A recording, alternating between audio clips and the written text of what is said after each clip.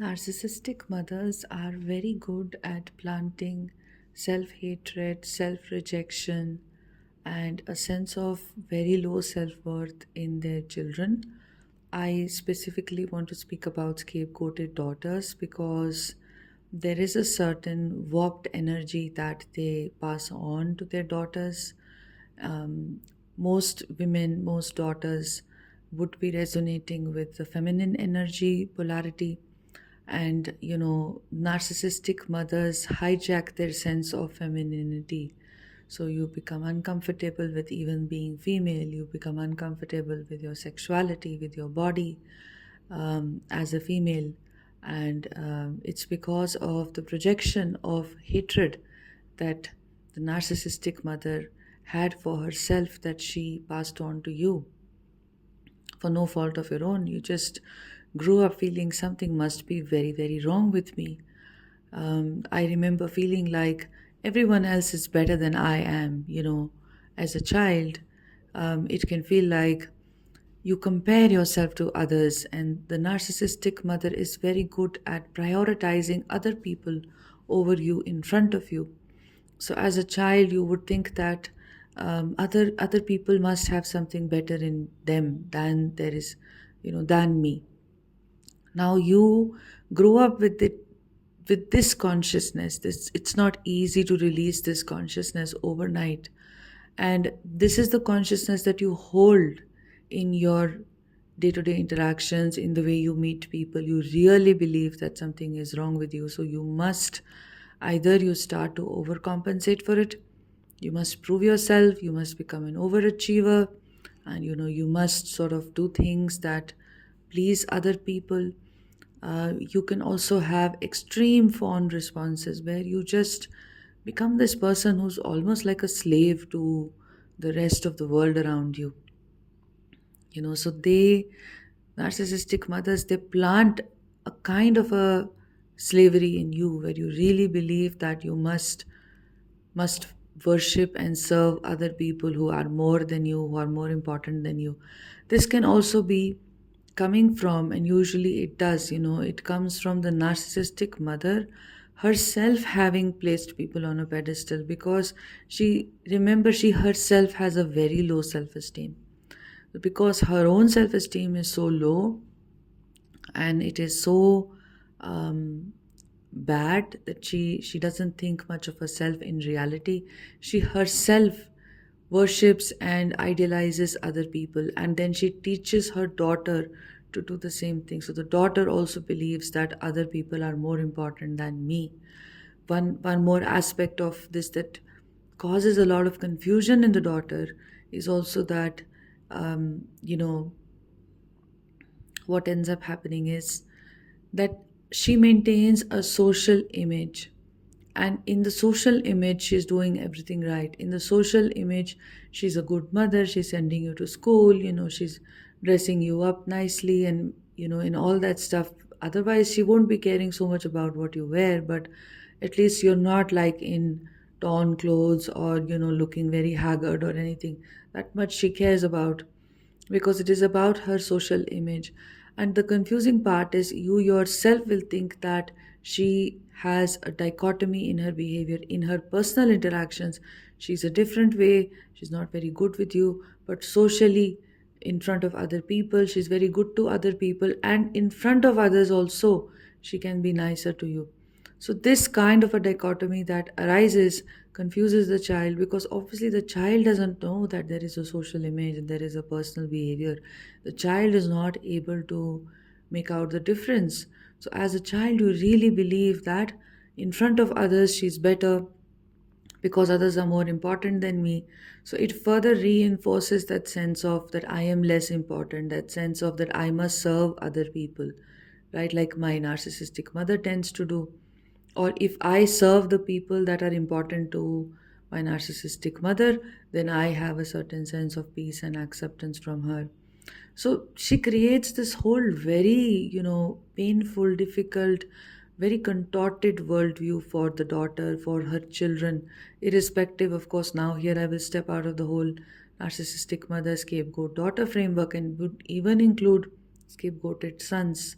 if you felt that she scapegoated you. Usually she tends to, in my understanding and experience, pick up the daughter because she sees herself as the female in the daughter. She sees her own inadequacy, which is easier to project on the same gender. So this ends up happening for the scapegoated daughter, and the scapegoated daughter grows up with a lot of pain, low self-worth, a sense of people pleasing, fond responses, a sense of even self abuse sometimes, and a lot of discomfort in her own body, really believing her body is false, her body is wrong. There can be difficulties in expressing your own sexuality. There can be difficulty in finding your own rhythm. There can be a certain way where you even overeat because the emotions are so painful, and you've already given up on your body that you don't even care about your health, or you don't want to exercise because you've never been able to develop that relationship with your body, right? So she can affect you in so many ways, if you were a scapegoated daughter. And I really encourage, because I went through the same experience, I really encourage you to become more knowledgeable and research more about how narcissistic mothers operate. And this will be so validating for you, and it will give you so many answers. And although, from a spiritual lens, we don't want to use labels to classify people, we want to see them from a new vision every day. But in this case, it is very important to call a spade a spade, and I will not recommend any spiritual bypass. We must know our enemies, and it is very difficult sometimes to know that the mother herself has been an enemy. There are other reasons, spiritual reasons also, we can get into. How do we make the best of it now that we've gone through this situation? How do we move forward? We can definitely explore that. We must explore that. But for now, you must do your research about what is it? What is a narcissistic mother? How does she affect a daughter, especially? How does she affect the daughter's self image? How does she affect the daughter's relationship with her own body, her own health, her own sexuality, her own other relationships with men or women, or her female friendships, and so on and so forth. Of course, this varies across different people with different situations, and I can only speak of it in certain more the frameworks which are more what you may call heteronormative. But this makes the speech and the delivery much easy.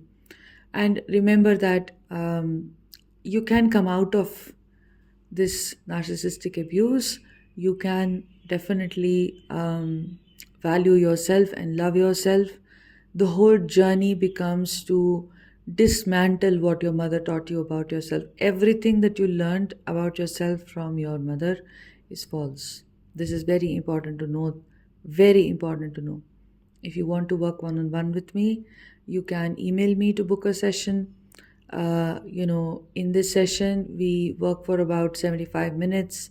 We work with different healing modalities that I intuitively feel are right for you.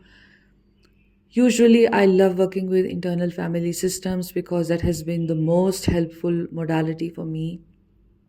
But in the beginning, we also work with, somatic exercises to stabilize, to understand who we are as humans, and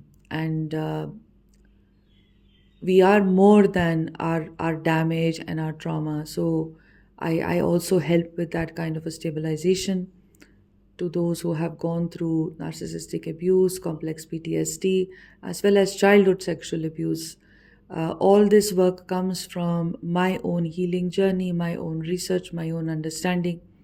And I really believe that if one person heals this within themselves, if you heal a very core wound that you received as a child that has, replicated in various encounters you've had post your childhood as well into your adulthood and beyond. If one person heals that core wound, they enable and are able to hold the space for another's healing.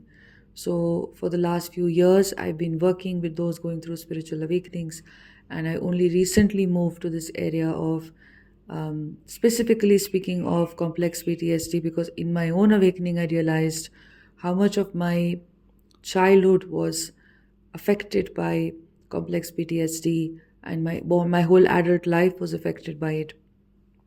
So, this is just an endeavor to share that healing and to share that wisdom and that knowledge for those who find resonance with it. Healing is possible. You are 100% capable of living a new life, a different life. So, universal healing also works like that, that those that have healed can easily heal others.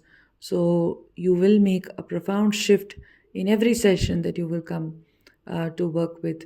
And you just need to be receptive to the session, you just need to be receptive to what I'm sharing, and you just have to have the will to heal. That's all that it takes, for us to heal through complex PTSD, through all the childhood abuse and all of that. So don't lose hope when it comes to narcissistic abuse. Educate yourself a little more and know that whatever your mother taught you is not your true self. I'm sending you so much love.